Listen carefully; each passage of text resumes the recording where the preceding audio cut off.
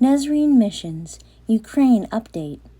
Well into the third month of the war in Ukraine, Nazarenes are active right now helping people in need. Worldwide, countless church members have collected donations, sent pallets of food and crisis care kits, and raised money for supplies and relief efforts. Let's hear more about the work in Poland from missionary Tina Sundberg. I want to take a minute to just talk a little bit about the response, the Nazarene response in Ukraine. From the Polish side, which is where Jay and I live and where we work, we have a response team in Przemysl, Poland, which is the border town across from Lviv. We have volunteers and also Ukrainians who have fled the war and then are now giving of their time to respond at the border in Poland. We have a response into Ukraine. We know that Ukrainians are experiencing food insecurity, and we anticipate that insecurity will increase as time goes on. So we are now able to send shipments of food into Ukraine, actually pallets of food that are being moved from a warehouse in Poland into Ukraine and then picked up by Nazarene pastors in Ukraine and being dispersed out across the country. And so that's a beautiful response that is enabled by Nazarene generosity when you give, when you donate to NCM. Did you hear that? Nazarene pastors in Ukraine are right now helping distribute food and supplies to their countrymen.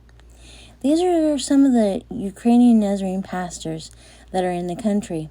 Two of the pastors that seem to be heading up the effort are Pastor Sean and Pastor Andre. Recently, Andre reached out and said that they needed vehicles to transport people and supplies. Nazarenes in the Netherlands immediately began raising funds. Within a month, they had raised enough money to purchase 2 cargo vans and supplies. See what we can do when we work together? The vans have since been used to deliver food, crisis care kits, these are actually from Germany, medications, and much more. Please listen to Pastor Sean as he speaks about a recent trip to transfer medications. This is what Nazarenes are experiencing right now. It may be hard to watch.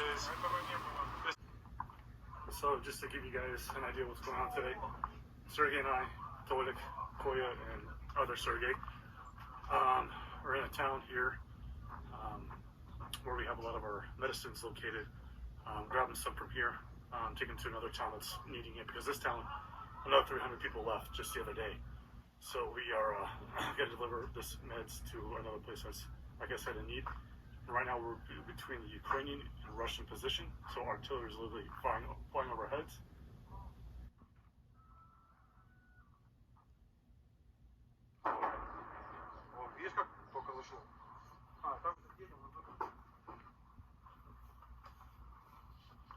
Сереж, что нам еще там надо? Серый? Сейчас Сережа, это он уже... У нас сейчас фекшн подойдет. Зашло от нас, да? Это зашло. Это вышло, да? Это вышло, у нас тут вообще рядом. Что нам надо, парикат? And here's another mission with the other van. Да, да.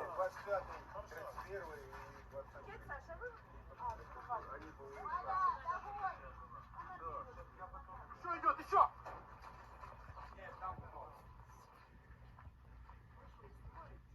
Я же говорю, это они начали работать, наши поработали, они теперь работают.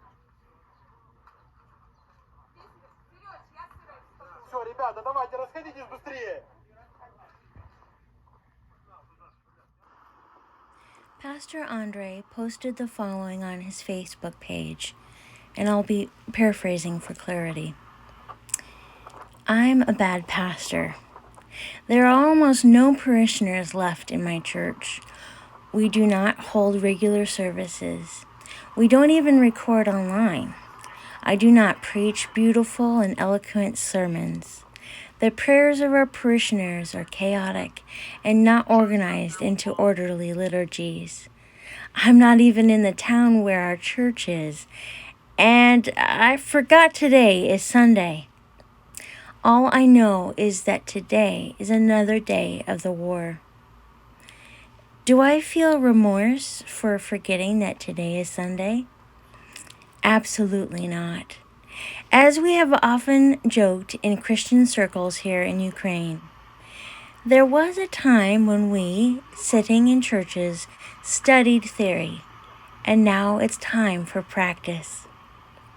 It is in such situations that it is very strongly manifest how well we have learned the truth about selfless love for our neighbor, and how ready we are to apply this in our lives.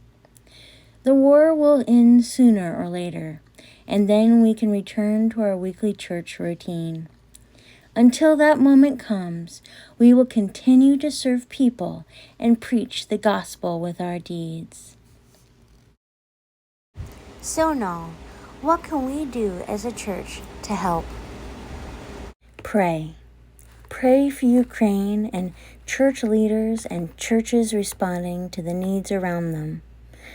Pray for Russia. Pray for peace. Give.